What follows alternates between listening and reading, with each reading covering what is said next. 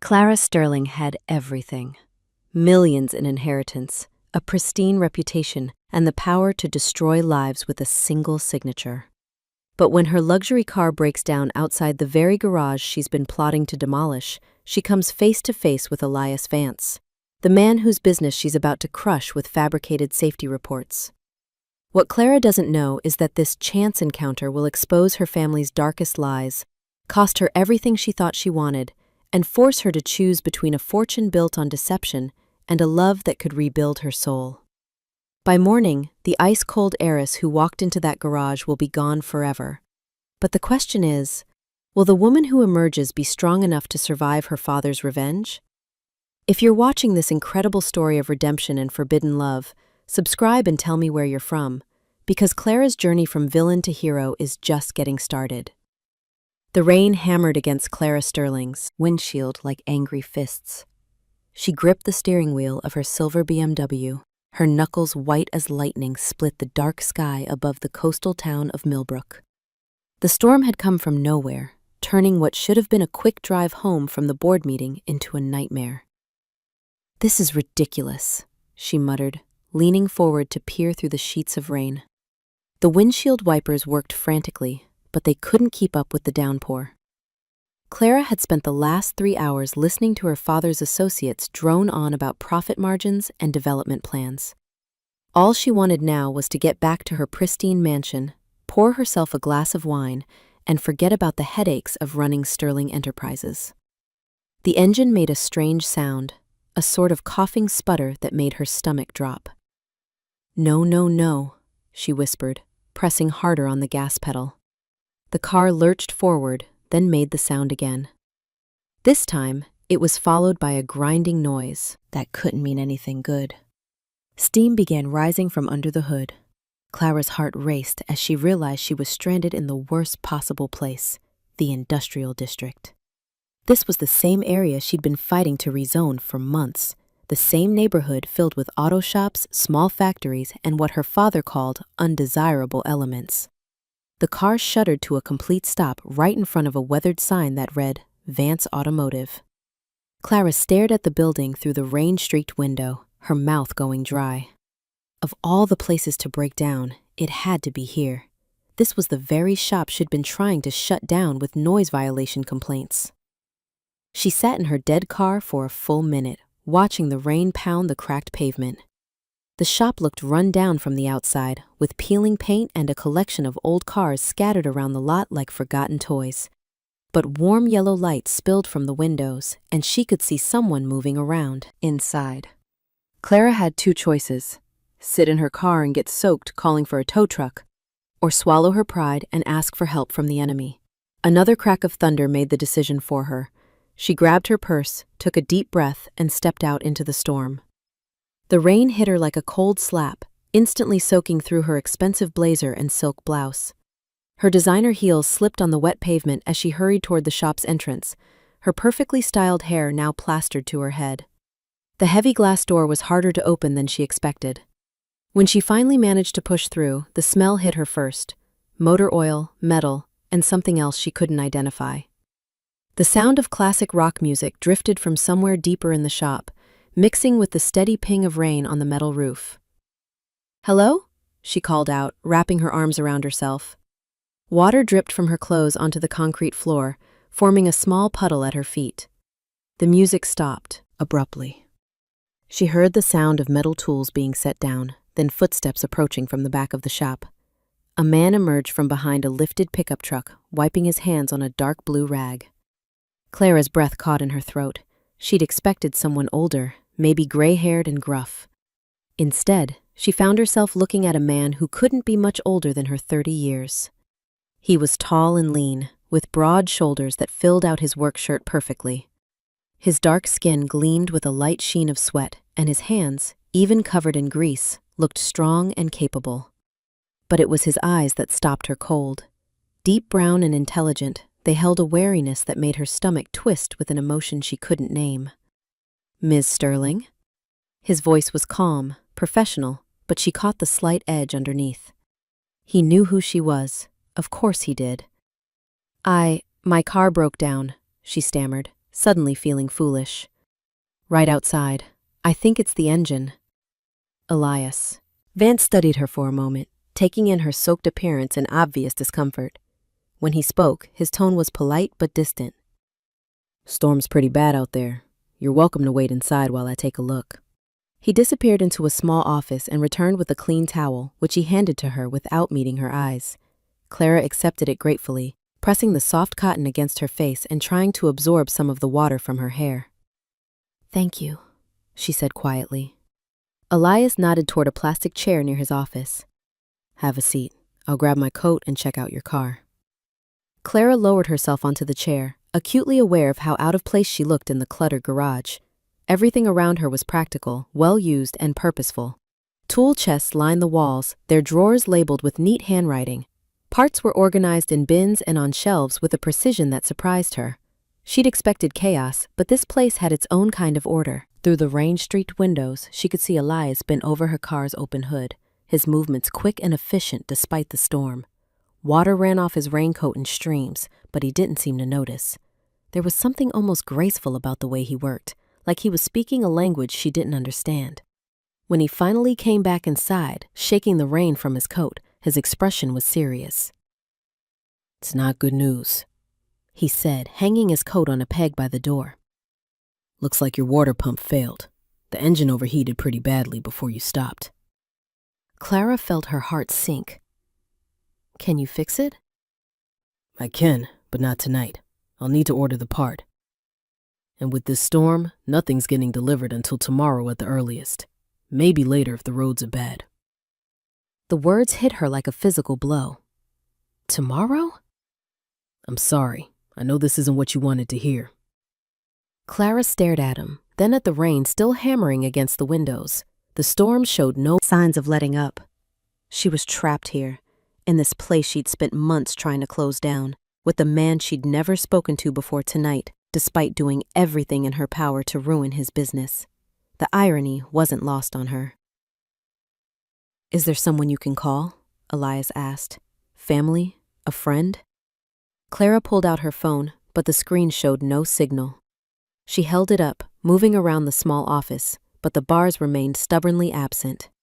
The storms knocked out most of the cell towers, Elias explained. Happens sometimes with the big ones. She sank back into the chair, feeling helpless in a way she hadn't experienced since childhood. I don't know what to do. For the first time since she'd arrived, Elias's expression softened slightly. You can wait here until it passes. I've got coffee if you want some. It's not fancy, but it's hot. The kindness in his offer made her throat tight. This man had every reason to turn her away, to let her figure out her own problems. Instead, he was treating her like any other stranded motorist. Why are you being nice to me? The question slipped out before she could stop it. Elias paused in the doorway of his office, his back still turned to her.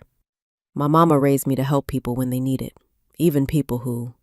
He trailed off, then shook his head. Everyone deserves help when they're stuck. He disappeared into his office, leaving Clara alone with her thoughts and the steady drum of rain on the roof. She looked around the garage again, seeing it differently now. The tools were old but well maintained. The floor was clean despite the nature of the work done here. Everything spoke of pride and care, of a man who took his craft seriously. This wasn't the dangerous, dirty shop her father had described in his reports. This was a place where honest work was done by honest hands. Elias returned with a steaming mug of coffee, black and strong. Clara wrapped her hands around the warm ceramic, grateful for something to hold on to. Thank you, she said again. He nodded and settled behind his desk, pulling out paperwork that looked like invoices and work orders.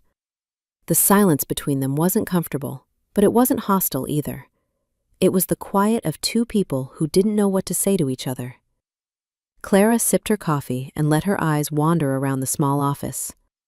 The walls were covered with certificates and awards she hadn't noticed before. Automotive Excellence 2019. Small Business of the Year 2020.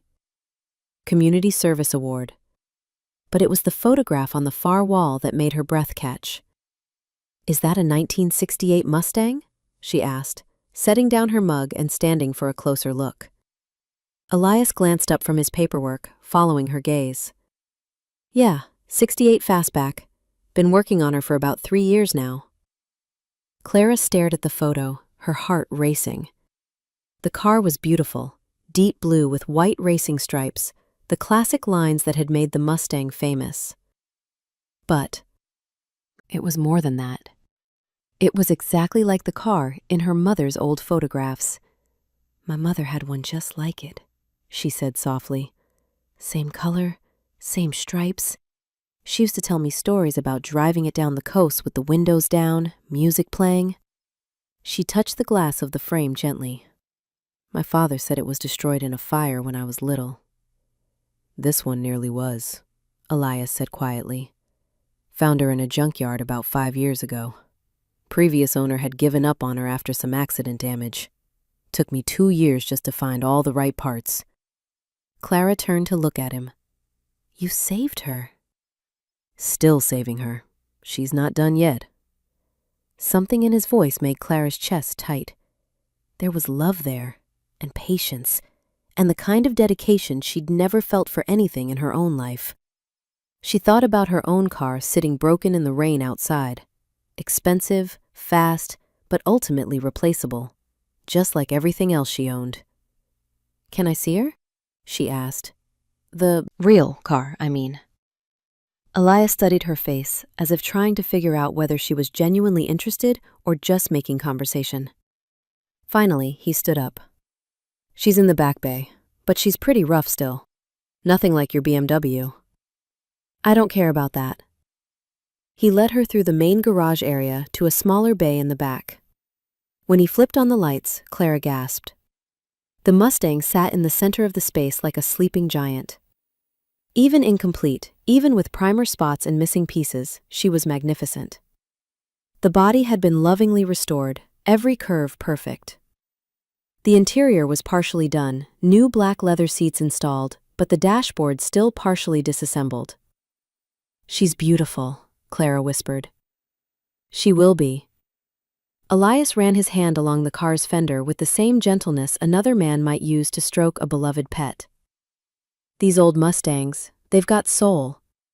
Not like the new ones that roll off the assembly line. This girl's got character." Clara walked around the car slowly, taking in every detail. "How do you know so much about them?" "My dad, he was a mechanic too, taught me everything I know. He always said you could tell a lot about a person by how they treated their car. People who really loved their vehicles, who took care of them, those were people you could trust." "What happened to him?" "Heart attack when I was 19. Left me the shop and a whole lot of unfinished business." Elias's voice was matter-of-fact, but Clara caught the pain underneath. "Took me years to get things running the way he would have wanted." Clara thought about her own father, about the cold marble halls of Sterling Enterprises, and the way Arthur commanded respect through fear rather than love. She couldn't imagine Elias's kind of loss, but she could imagine the weight of living up to someone else's dreams. "He'd be proud," she said simply. Elias looked at her with surprise, as if he hadn't expected understanding from someone like her. The moment stretched between them, filled with something Clara couldn't name, but could feel in her chest like a warm glow. Thunder crashed overhead, making them both jump. The lights flickered for a moment, then steadied. "Storm's getting worse," Elias observed. "You should probably call someone to pick you up. You can use the landline in my office." Reality came flooding back. Clara thought about who she could call. Her father would be furious about the breakdown, and even more furious about where it had happened. Julian would lecture her about driving in bad weather and probably use it as an excuse to suggest she needed a man to take care of her. "I should," she agreed, but she didn't move toward the office. Instead, she found herself looking at the Mustang again, thinking about her mother's stories and the lies her father had told. "Can I ask you something?" "Sure." "The car in the junkyard. Do you remember anything about how it got there? Who owned it before?" Elias frowned, thinking. "The guy who sold it to me said it had been sitting there for years. Maybe 15, 20 years? Someone had stored it after an accident, then never came back for it. Why?" Clara's heart was racing now. pieces of a puzzle clicking together in her mind. Nothing, just curious. But it wasn't nothing, the timeline fit. The accident her father had described. The fire that never happened. The car that was supposedly destroyed but had somehow ended up in a junkyard instead. Her father had lied to her. The question was why. Elias was watching her carefully, his intelligent eyes taking in her expression. "You okay? You look like you've seen a ghost." "I'm fine," Clara said quickly. "Just tired. It's been a long day." Another lie. It seemed like the Sterling family specialized in them. The storm raged on outside, but Clara barely heard it anymore. Her mind was spinning with questions she didn't want to ask and answers she wasn't sure she wanted to know. In the space of an hour, this man, this stranger she'd been trying to drive out of business, had shown her more kindness than she'd received from her own family in months. And now, she was beginning to suspect that everything she thought she knew about her life might be built on lies. The rain continued to fall, but Clara no longer felt trapped. For the first time in years, she felt like she might be exactly where she was supposed to be. The storm finally broke just as the first hints of dawn touched the horizon. Clara had dozed fitfully in the plastic chair, wrapped in an old blanket Elias had found in a supply closet. When she opened her eyes, pale morning light was filtering through the garage windows, and the steady drumming of rain had stopped. Elias was already moving around the shop, checking on her car and preparing for the day. He'd changed into a clean work shirt, and his hair was damp from washing up in the small bathroom. When he noticed she was awake, he offered her a gentle smile. "Morning. Sleep okay?" Clara stretched, wincing at the kinks in her neck. "As well as can be expected." She stood up, suddenly aware of how disheveled she must look. Her silk blouse was wrinkled beyond repair, her makeup long gone, and her hair hung in limp waves around her shoulders. "I must look terrible." "You look like someone who's been through a storm," Elias said simply. "Nothing wrong with that." His words were kind, but Clara caught him looking at her differently than he had the night before. Less wary, maybe, more curious. The thought made something flutter in her chest. "I called around this morning," he continued. "Got lucky. The parts supply store in Millbrook has what I need, but it'll take me most of the day to replace the water pump and check for other damage. Your car really overheated badly." Clara nodded, pulling out her phone.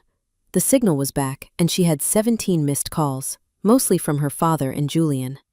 The thought of dealing with their questions and lectures made her stomach tighten.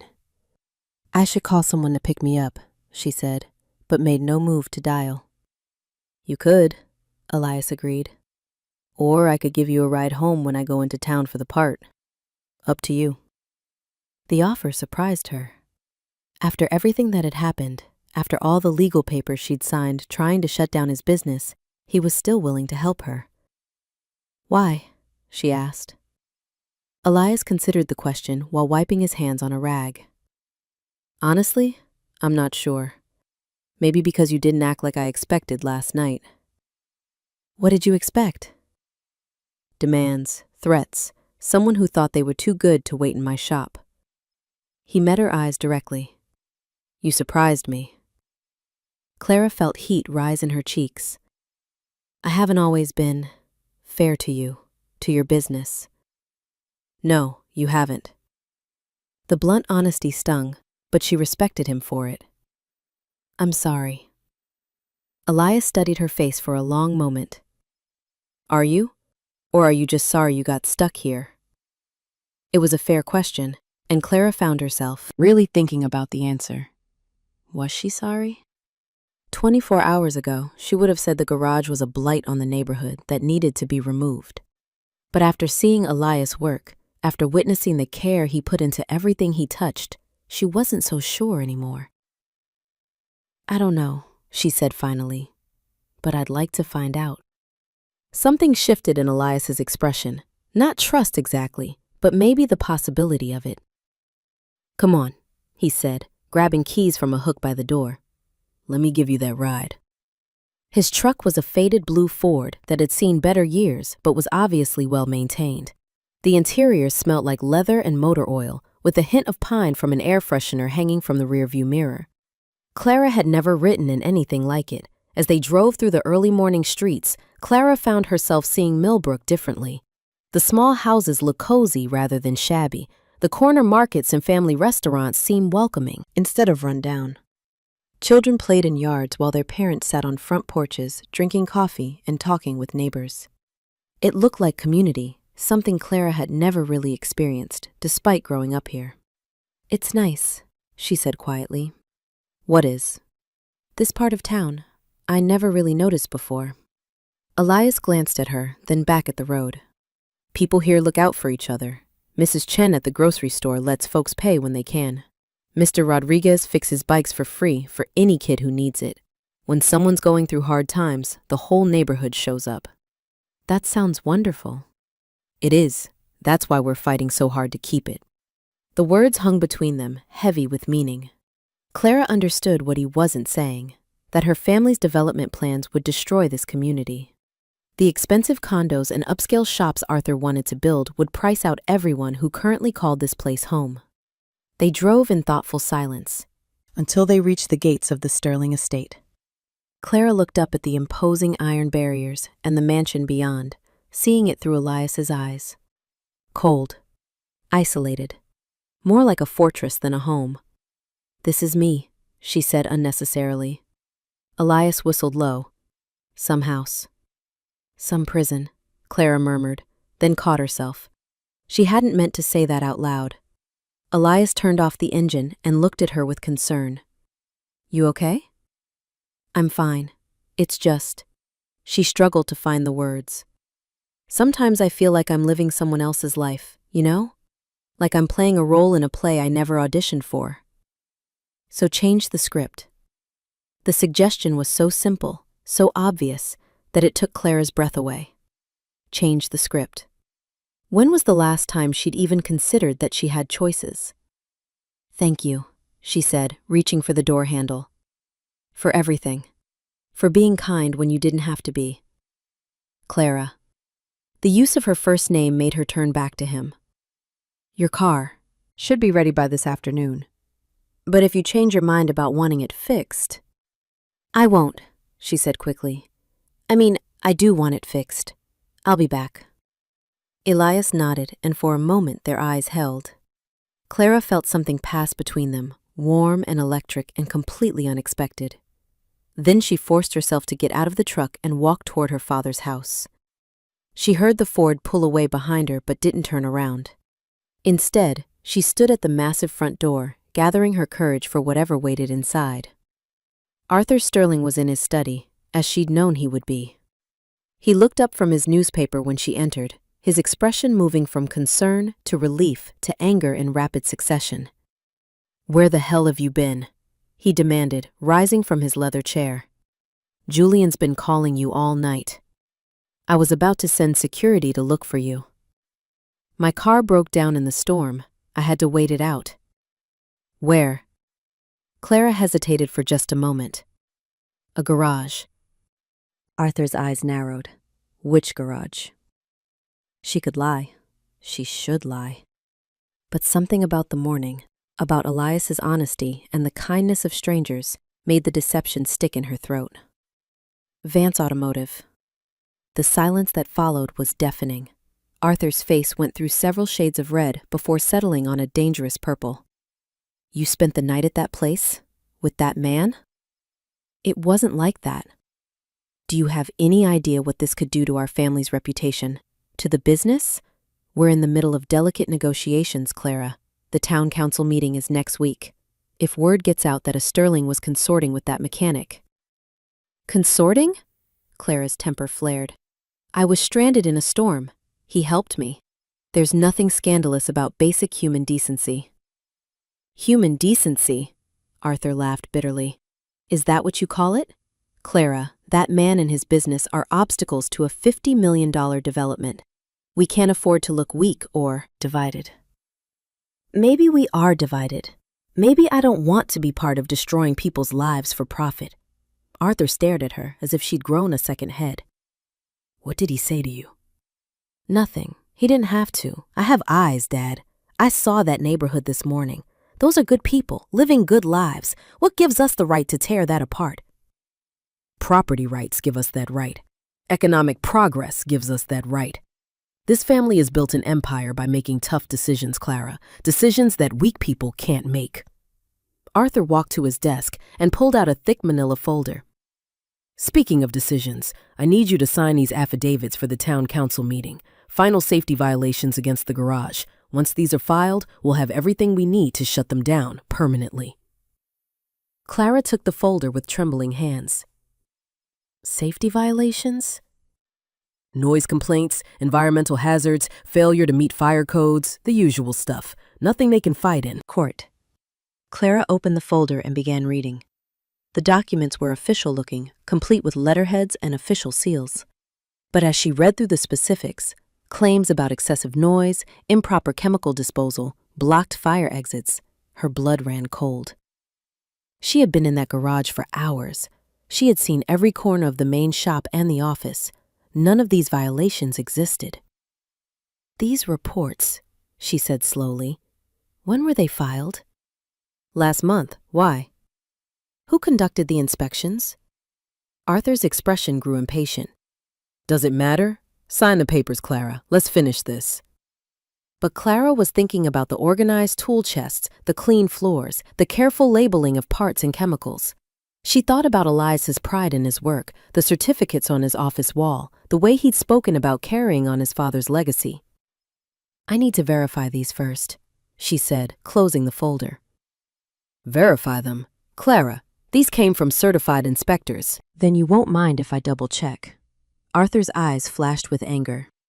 You're not thinking clearly. That man has obviously influenced you somehow. This is exactly why I didn't want you involved in the operational details. Maybe I should be more involved. Maybe I should know exactly what we're doing in this family's name. You're being naive. Business isn't a charity, Clara. Sometimes you have to remove obstacles to progress. And if those obstacles are people, families, communities, then you remove them cleanly and efficiently with as little sentiment as possible. Clara stared at her father, seeing him clearly for perhaps the first time in her life. This was the man who had raised her, who had taught her about success and power. But when had success become more important than truth? When had power become an excuse for cruelty? I need some time to think, she said, tucking the folder under her arm. Time to think? Arthur's voice was dangerous now. Clara, the meeting is in 3 days. We need those signatures filed tomorrow. Then you'll have to wait. She turned and walked toward the door, but Arthur's voice stopped her. That mechanic has really gotten to you, hasn't he? Clara didn't turn around. Maybe. Or maybe I'm finally getting to myself. She climbed the stairs to her room, her mind racing. Once inside, she locked the door and spread the violation reports across her bed. She read through them again, more carefully this time, and her suspicions grew stronger. The safety inspector's signature looked wrong, the handwriting too consistent, too perfect. The dates didn't match up with the filing stamps. And some of the violations described equipment and practices she was certain weren't present at the garage. These reports weren't just questionable, they were fake. Clara sat on her bed, staring at the papers that would destroy Elias's business and livelihood. Her father expected her to sign them without question, to be the dutiful daughter who never asked inconvenient questions. But she couldn't stop thinking about Elias's hands as he worked on her car, gentle and sure. She couldn't forget the pride in his voice when he talked about his father's legacy. She couldn't ignore the kindness he'd shown her when he had every reason to turn her away. For the first time in her life, Clara Sterling had a choice to make that mattered. Not just for business or profit or family reputation, but for the kind of person she wanted to be. She looked out her bedroom window toward the industrial district, where Elias was probably working on her car right now, trusting that she would come back for it like she'd promised. The question was, what kind of woman would show up to collect it? Clara barely slept that night. Every time she closed her eyes, she saw Elias's face when he talked about his father's legacy, heard the pride in his voice as he described the community that depended on his shop. By morning, she knew what she had to do. She dressed carefully, not in her usual business armor, but in simple jeans and a cotton blouse. If she was going to confront lies, she wanted to do it as herself, not as the sterling heiress everyone expected her to be. The folder of fake safety reports sat on her dresser like an accusation. Clara picked it up, then hesitated. Once she took this step, there would be no going back. Her father would never forgive her defiance, and Julian would probably drop their engagement faster than a hot coal. The thought of losing Julian didn't bother her as much as it should have. She drove to the garage in her father's spare car, a modest sedan that wouldn't draw attention. When she arrived, she found Elias and another man working on the neighbor's tractor in the main bay. Both men looked up when she entered, but it was the second man's expression that caught her attention, suspicious, protective, like a guard dog watching a potential threat. "Marcus," Elias said, following her gaze. "This is Clara." "Sterling. Clara, this is Marcus Johnson, my partner and the best engine diagnostic guy on the coast." Marcus wiped his hands on his coveralls, but didn't extend one for shaking. "Miss Sterling, didn't expect to see you back so soon." The coolness in his voice was unmistakable. Clara felt heat rise in her cheeks, but she couldn't blame him for his wariness. The Sterling name probably wasn't popular in this neighborhood. "I wanted to check on my car," she said. "And I need to ask you something, Elias. In private, if that's okay." Marcus and Elias exchanged a look. "I'll go grab lunch," Marcus said finally. "Be back in an hour." After he left, Elias led Clara to his office. In the daylight, she could see more details she'd missed before. A small framed photo of an older man who shared Elias's eyes, certificates from automotive training programs, a coffee mug that read, "World's Okayest Mechanic," with a chip in the handle. "Your car's almost done," Elias said, settling behind his desk. "Should be ready in a couple hours. What did you want to ask me about?" Clara pulled out the folder and placed it on his desk. "Have you ever had safety inspections here? Official ones?" Elias frowned, opening the folder. As he read through the reports, his expression grew darker. "These are fake," he said flatly. "How can you be sure?" "Because I've never seen this inspector before in my life, and half these violations." He pointed to a line about blocked fire exits. "That emergency door has been clear since my dad opened this place." "And this claim about improper chemical storage?" "I just passed my state environmental inspection 6 months ago." Clara's stomach sank, even though she'd expected his answer. "So these reports were fabricated?" "Looks that way. Where did you get them?" "My father. He wants me to sign affidavits based on these reports to present to the town council. They're planning to use them to shut you down permanently." The silence that followed was heavy with implications. Elias leaned back in his chair, studying Clara's face carefully. "And you brought them to me because they're lies. Because what my family is doing is wrong." Clara met his eyes directly. "Because you deserve better than this." "What's it going to cost you?" "Going against your family, I mean." The question was perceptive, and Clara appreciated that he understood the stakes. "Probably everything. My position in the company, my inheritance, maybe my place in the family altogether." "That's a lot to give up for a garage you wanted shut down a week ago." "A week ago, I didn't know you. I didn't know this place or what it means to people." Clara gestured toward the window, where she could see neighbors coming and going from the small businesses that lined the street. "I was raised to think that progress meant replacing the old with something newer and more expensive. But maybe progress means protecting what's already good." Elias was quiet for a long moment, his fingers drumming against the desk. "What are you going to do?" "I don't know yet, but I'm not signing these affidavits." "Your father's not going to be happy about that." "My father hasn't been happy with me for a long time. This won't change much." Before Elias could respond, Clara's phone buzzed with a text message. She glanced at the screen and groaned. "Julian. He wants to meet for lunch to discuss our future. He probably already knows I didn't come home last night." "Julian's your boyfriend?" "Fiancé. Technically." Clara looked down at the modest diamond ring on her finger, a ring Julian had chosen without asking her preference, just as he made most decisions about their relationship. "Though I'm starting to wonder why." Elias raised an eyebrow. starting to wonder. We've been together for 2 years, and I can't remember the last time we had a conversation that wasn't about business or social obligations. He treats me like an accessory to his career rather than a person. Sounds lonely. The simple observation hit deeper than Clara expected. It is. I've been lonely for so long, I forgot what it felt like to connect with someone. Their eyes met across the desk, and Clara felt that same electric current she'd experienced the day before. But this time, instead of looking away, Elias held her gaze. Clara. The moment was interrupted by Marcus returning earlier than expected, his face grim. We've got a problem, he announced, then stopped when he saw Clara. Sorry, didn't mean to interrupt. What kind of problem? Elias asked. Marcus hesitated, glancing at Clara. Maybe we should talk about this later. She's okay, Marcus. What's going on? There's a news van parked outside Mrs. Chen's market. Reporters asking questions about the garage, about community resistance to development. Someone's stirring up trouble. Clara's blood ran cold. What kind of questions? About safety violations, mostly, and about whether local businesses are getting preferential treatment from city inspectors. Marcus's eyes narrowed.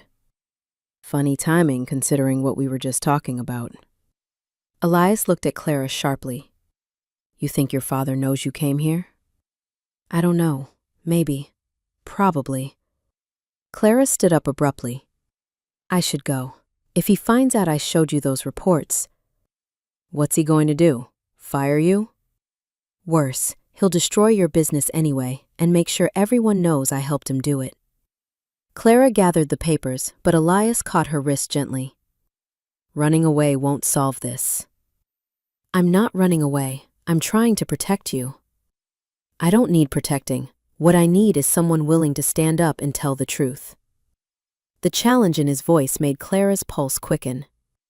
You're asking me to choose between my family and doing what's right. I'm not asking you anything, but sometimes we all have to choose who we want to be. Clara stared down at their joined hands, her pale fingers against his darker skin, her soft manicure against his work-calloused palm. The contrast was striking, but somehow their hands fit together perfectly.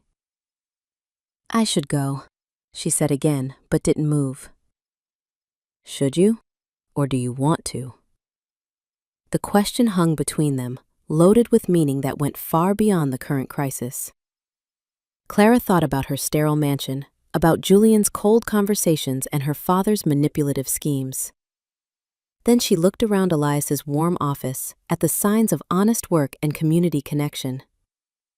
I don't know, she admitted.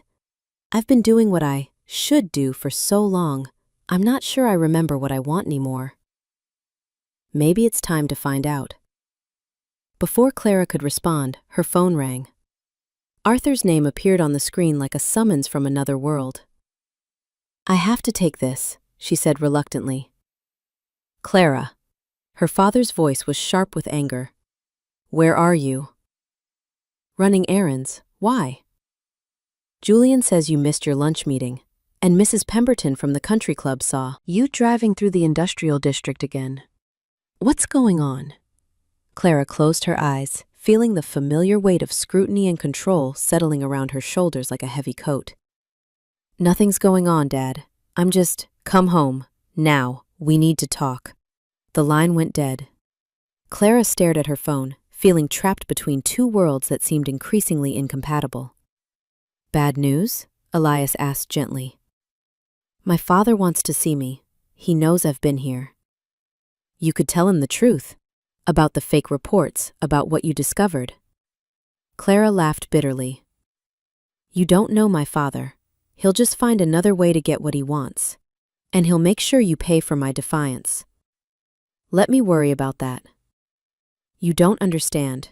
Arthur Sterling doesn't just defeat his opponents, he destroys them.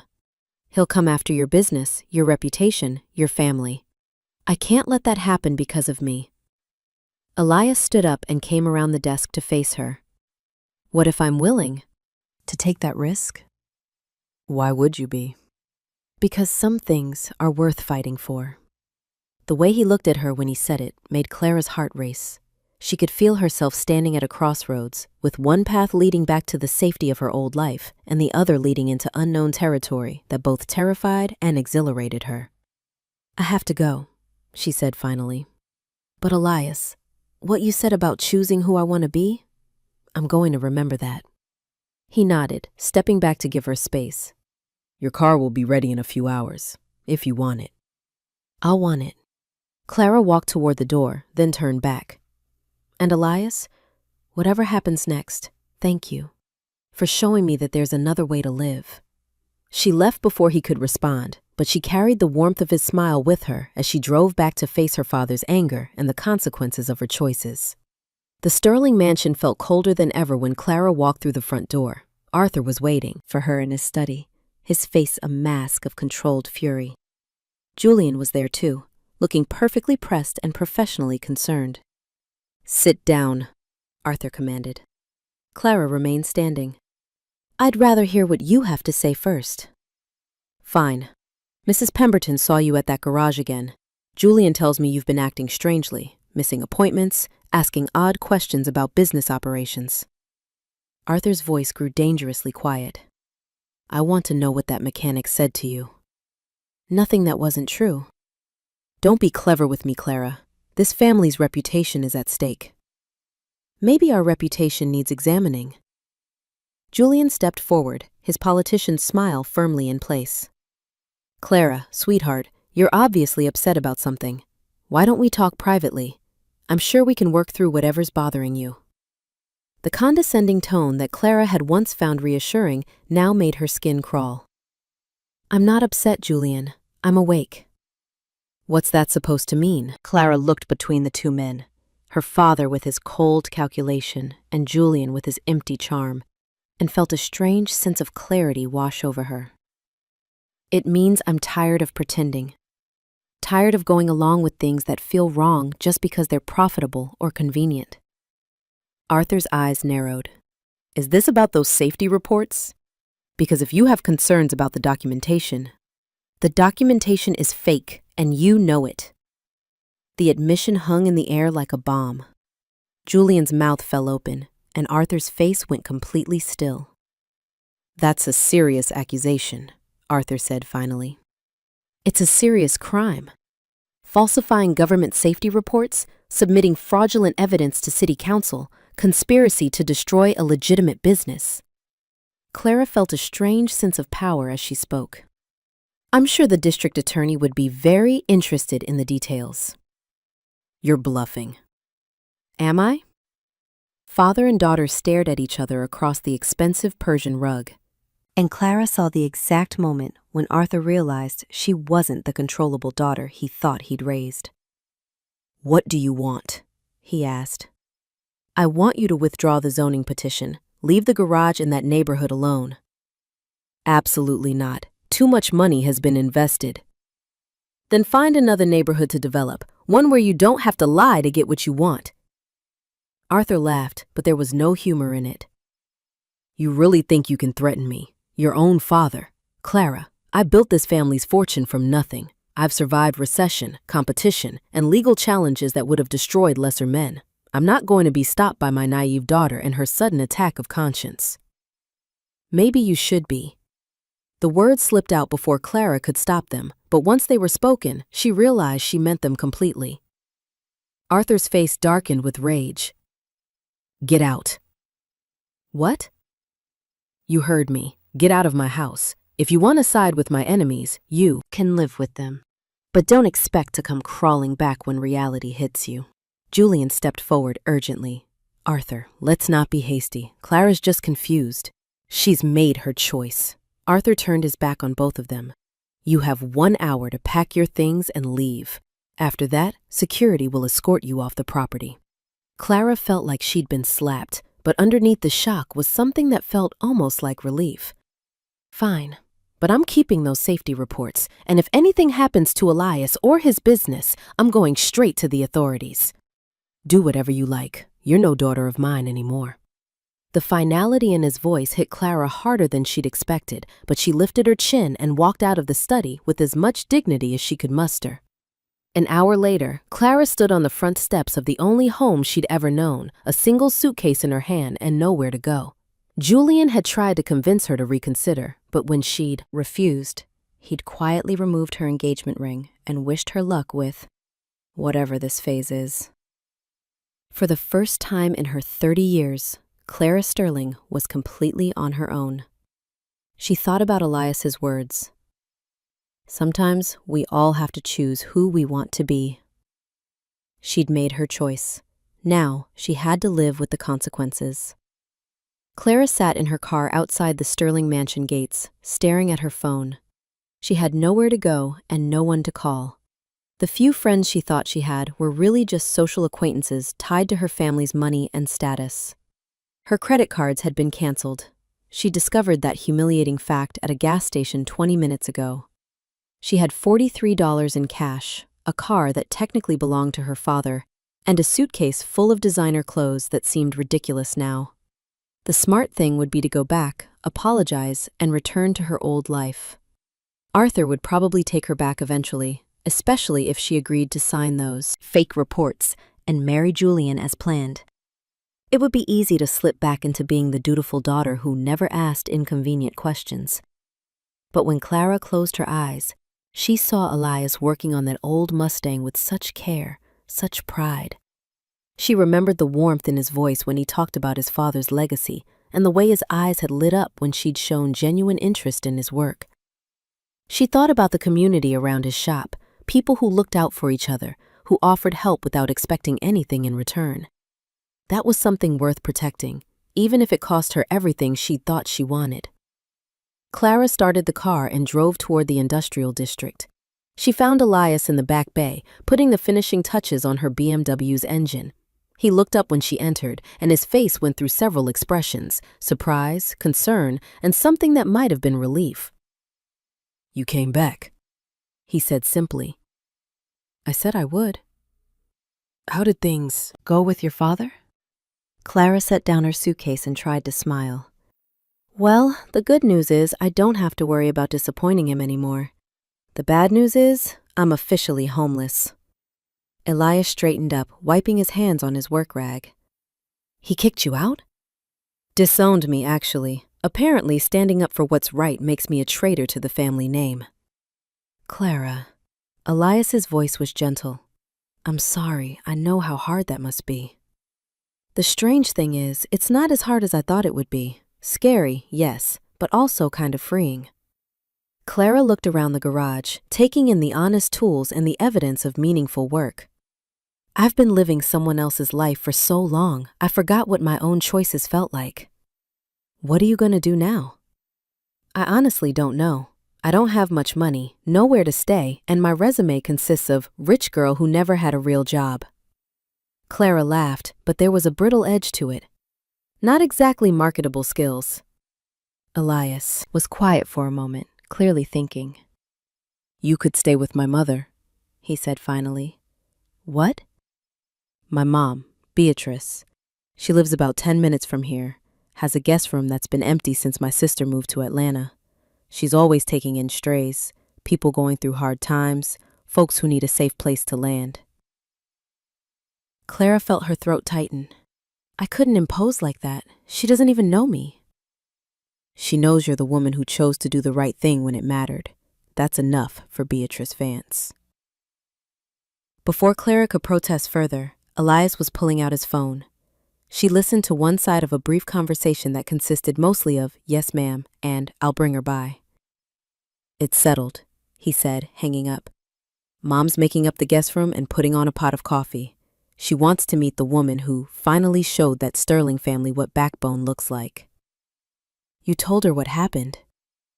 "News travels fast in this neighborhood, and Mom's got her sources." An hour later, Clara found herself sitting in Beatrice Vance's cozy kitchen, nursing a cup of the best coffee she'd ever tasted and trying not to cry from the overwhelming kindness of strangers. Beatrice was a small woman in her 60s, with silver-streaked hair, intelligent eyes, and hands that spoke of decades of hard work. She'd welcomed Clara with no questions asked and immediately set about making her feel at home. "You don't have to talk about it if you don't want to, Beatrice said, refilling Clara's cup. But if you need to, I'm a good listener. I don't understand how you can be so kind to me. My family has been trying to destroy your son's business. I signed papers that could have hurt him.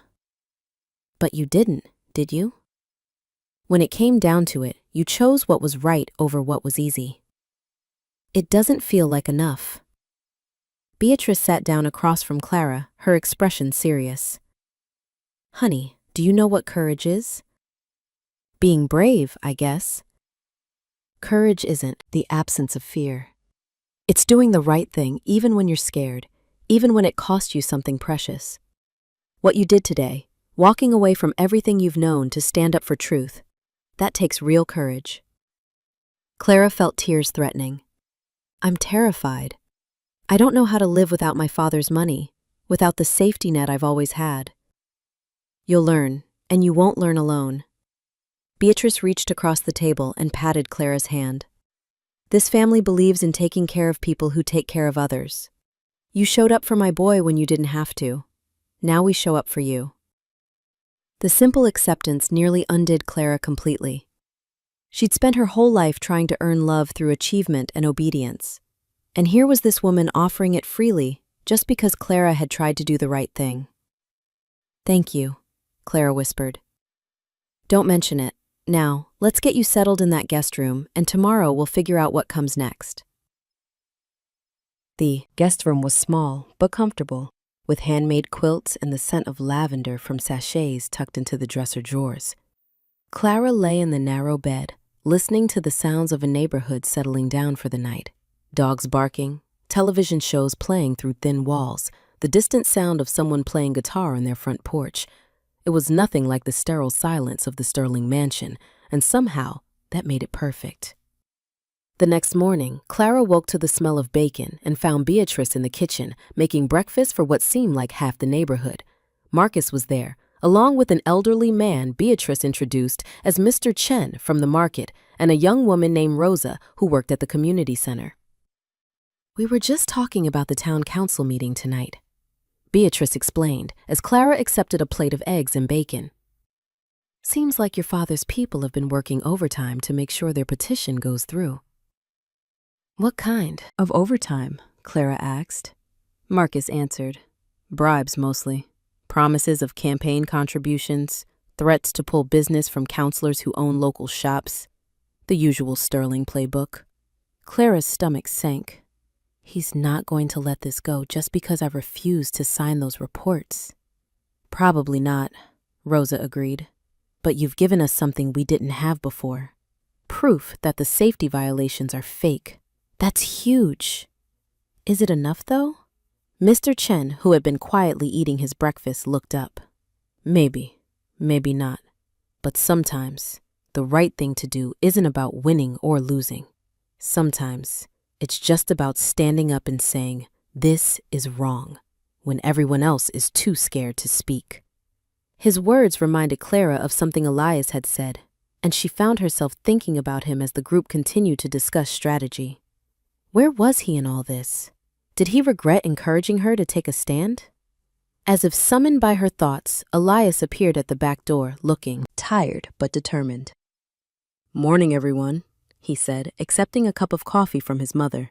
His eyes found Clara's across the kitchen. How did you sleep? Better than I expected. And it was true. Despite everything that had happened, Clara had slept more peacefully than she had in months. Good. We're going to need you sharp for tonight. Tonight? The town council meeting. You're going to testify about those fake safety reports. Clara's blood ran cold. Elias, I can't. If I do that publicly, my father will... Will what? Disown you? Kick you out? Clara, he's already done his worst. What else can he take from you? He could come after you, after your family, your business. He has connections, resources. Let him try. Elias's voice was calm but steely. I'm not backing down from bullies anymore, no matter how rich or powerful they think they are. The room fell silent, everyone looking between Clara and Elias.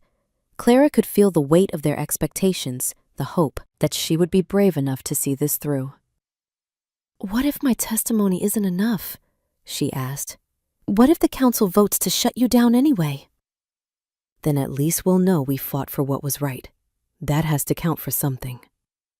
Clara looked around the table at these people who had welcomed her without question, who were willing to risk everything to protect their community. They weren't asking her to be perfect or to have all the answers. They were just asking her to stand up and tell the truth. "Okay," she said finally. "I'll do it." The relief and gratitude in their faces made Clara's decision feel like the first truly right choice she'd made in her entire life. The rest of the day passed in a blur of preparation. Clara worked with Rosa to organize her testimony, while Marcus and Mr. Chen reached out to other business owners who might be willing to speak in support of the garage. Beatrice kept everyone fed and encouraged, her kitchen serving as unofficial campaign headquarters. As evening approached, Clara found herself growing more nervous. She'd attended plenty of business meetings and social functions, but she'd never spoken publicly about something that mattered this much. The stakes felt enormous, not just for Elias's business, but for the kind of person she was choosing to become. She was getting ready in the guest room when Elias knocked on the door. "Come in," she called, smoothing her simple blue dress. The most understated thing she owned. "You look nice," he said, then seemed to catch himself. "I mean, you look appropriate, professional." "Thank you." Clara turned to face him, noting the way he'd dressed up for the occasion in dark slacks and a button-down shirt that brought out the warm brown of his eyes. "Are you nervous?" "Terrified," he admitted, "but also hopeful. For the first time in months, I feel like we might actually have a chance." "Because of the testimony about the fake reports?" "Because of you." Elias stepped closer, his expression serious. "Clara, what you're doing tonight, it's going to change everything. Not just for the garage, but for this whole community. You're giving people permission to stand up to power, to demand better." "I'm just telling the truth." "That's exactly what makes it so powerful." They stood looking at each other in the small room, and Clara felt that familiar electric current running between them. But this time, she didn't fight it. Instead, she stepped closer. "Elias, whatever happens tonight, don't," he said gently. "Don't say goodbye. We're going to win this thing, and then we're going to figure out what comes next. Together." The word "together" sent warmth spreading through Clara's chest. She reached out and took his hand, intertwining their fingers. "Together," she agreed. The town council chambers were packed when they arrived. Clara recognized many faces from her father's social circle, looking surprised and disapproving to see her walking in with the Vance family. On the other side of the room sat the people she'd come to know over the past few days. Neighbors and shop owners and families who called the industrial district home. Arthur Sterling sat in the front row, with Julian and several expensive-looking lawyers. When he saw Clara, his face hardened into a mask of cold fury. The meeting began with standard city business, but Clara barely heard any of it. Her heart was pounding so hard she was sure everyone could hear it. When the council finally called the zoning petition, she felt like she might be sick. Julian rose to present the Sterling case, his lawyer's voice smooth and persuasive as he outlined the benefits of the proposed development. He spoke about increased tax revenue, job creation, and modernizing outdated industrial areas. He made it sound like a public service rather than a profit-driven land grab. Then he presented the safety reports. "As you can see from the documentation provided," Julian said, holding up the folder Clara recognized. Vance Automotive and several other businesses in the target area have repeatedly violated city safety codes.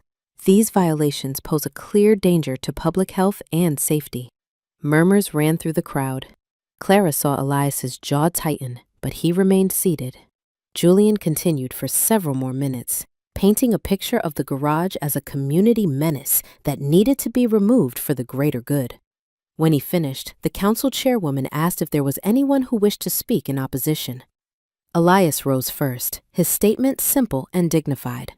He spoke about his father's legacy, about the community the garage served, and about the fabricated nature of the safety violations. But without proof, his words carried the weight of opinion rather than fact. Several neighbors spoke next, their testimonies heartfelt but easily dismissed by the council as emotional rather than substantive. Then Rosa called Clara's name. Clara stood on unsteady legs, feeling every eye in the room upon her. The walk to the podium felt like a mile, but somehow she made it without stumbling. "State your name for the record," the chairwoman said. Clara Sterling. The name felt strange in her mouth now, like borrowed clothes that no longer fit properly. A ripple of surprise ran through the crowd. Arthur's lawyers began whispering urgently among themselves. "Miss Sterling," the chairwoman continued, looking confused, "are you here to support or oppose the petition?" I'm here to oppose it, and to provide evidence that the safety violations presented tonight are fraudulent. The room erupted in shocked voices. Arthur shot to his feet, his face purple with rage. This is ridiculous, He shouted. My daughter is obviously having some kind of breakdown. "Mr. Sterling, The chairwoman said firmly. you'll have a chance to respond. Please let Miss Sterling finish her testimony." Clara pulled out copies of the safety reports, her hand steadier than she expected. I was asked by Sterling Enterprises to sign affidavits based on these violation reports, but when I visited Vance Automotive to verify the claims, I discovered that none of the alleged violations actually exist. She went through the reports point by point, describing what she had actually seen at the garage versus what the fake inspections claimed. Her voice grew stronger with each word, her conviction burning away her fear. These reports are fabricated, she concluded. They were created for the sole purpose of providing justification for a zoning decision that would enrich my family's company while destroying a vital community resource. This isn't urban renewal. It's fraud. The silence that followed was deafening. Then Arthur exploded. This is lies and slander! He roared, advancing toward the podium. My daughter has been manipulated by criminals who... Mr. Sterling! The chairwoman's voice cut through his tirade. You will control yourself or be removed from these chambers. Arthur stopped, breathing heavily, but Clara could see the calculation behind his rage. He was already planning his next move, figuring out how to discredit her testimony and salvage his development deal. But it was too late. The damage was done. Other council members were examining the safety reports with new skepticism, whispering among themselves. The packed gallery buzzed with conversation as people processed what they just heard. Are there any questions for Miss Sterling? The chairwoman asked. One of the younger council members raised his hand. "Miss Sterling, these are serious allegations. Are you prepared to swear under oath that these reports are fraudulent?" Absolutely. "And you understand that if you're making false accusations, you could face legal consequences?" Clara glanced back at Arthur, seeing the threat in his eyes. Then she looked at Elias, sitting in the third row with his mother's hand on his shoulder. His expression was proud and grateful and full of something that made her heart race. I understand, she said firmly, and I stand by everything I've said tonight. The council voted to postpone their decision pending an investigation into the safety reports. It wasn't the complete victory Clara had hoped for, but it was enough to buy time and cast serious doubt on Sterling Enterprises' petition. As people began filing out of the chambers, Clara found herself surrounded by neighbors thanking her for her courage. But through the crowd, she saw Arthur approaching with murder in his eyes. You have no idea what you've just done, he said in a low, dangerous voice. I will destroy you for this, you and that mechanic and anyone else who stands with you. Maybe, Clara said, surprising herself with her calm tone. But I'll still be able to look at myself in the mirror. Can you say the same? Arthur's face contorted with rage, but before he could respond, Elias appeared at Clara's side. I think it's time for you to leave, Mr. Sterling, he said quietly. Don't you dare speak to me, boy. This is between me and my daughter. No, Clara said, stepping closer to Elias. It's not. I'm not your daughter anymore, remember? You made that very clear. Arthur stared at her for a long moment, then at Elias, his expression shifting from rage to something like disgust. "You're making a mistake that will haunt you for the rest of your life," he said finally. "Maybe, but it's my mistake to make." Arthur turned and walked away without another word, Julian trailing behind him like a lost puppy. Clara watched them go, feeling simultaneously exhausted and exhilarated. She'd burned her bridges completely now. There was no going back to her old life, no safety net to catch her if she fell. But when Elias took her hand and squeezed gently, she realized she didn't want to go back. For the first time in her life, she was exactly where she belonged. 6 months later, Clara stood in the expanded bay of Vance Automotive, watching the community celebration that had taken over the entire block. The investigation into the fake safety reports had exposed a web of corruption that reached far beyond Sterling Enterprises, leading to Arthur's retirement in disgrace and Julian's disbarment. The garage had not only survived but thrived, expanding into the building next door to create a youth training program that taught automotive skills to at-risk teenagers. Clara had used her business knowledge and connections to help secure grants and community partnerships, finally putting her sterling education to work for something meaningful. "Beautiful night," Elias said, appearing beside her with 2 cups of punch. "Perfect night," Clara agreed, accepting the cup and leaning into his warmth. In the center of the bay, the 1968 Mustang gleamed under the soft lights. It had been finished just in time for tonight's celebration, its deep blue paint and white racing stripes creating the exact image from Clara's childhood memories of her mother's stories. "She's really something," Clara said, admiring the car. "She is. Want to take her for a drive later?" Clara smiled, thinking about how far she'd traveled from the woman who had stumbled into this garage during a storm 6 months ago. That woman had been lost, living someone else's life and following someone else's dreams. This woman knew exactly who she was and what she wanted. "I'd love to," she said, "but first, I want to dance." Elias grinned and pulled her into his arms as the band in the corner struck up a slow song. Around them, their neighbors and friends swayed to the music, celebrating not just the garage's success, but the victory of community over greed, truth over lies, love over fear. As they danced in the garage where they'd first really seen each other, Clara thought about courage and choice, about the difference between the life you inherit and the life you create. She'd given up a fortune to be here, but what she'd gained was infinitely more valuable. She'd found her true self. She'd found her home. And she'd found a love that was built on respect, trust, and the shared commitment to making the world a little bit better. When the song ended, Elias spun her around once more, then dipped her low as their friends cheered around them. "So," he murmured against her ear, "any regrets?" Clara looked into his eyes, warm, honest, full of love and possibility, and smiled. "Not a single one." The music started again, and they kept dancing as the celebration continued around them. Outside, the first stars were appearing in the clear night sky, and somewhere in the distance, a car engine hummed with the satisfaction of work well done. It was the sound of home.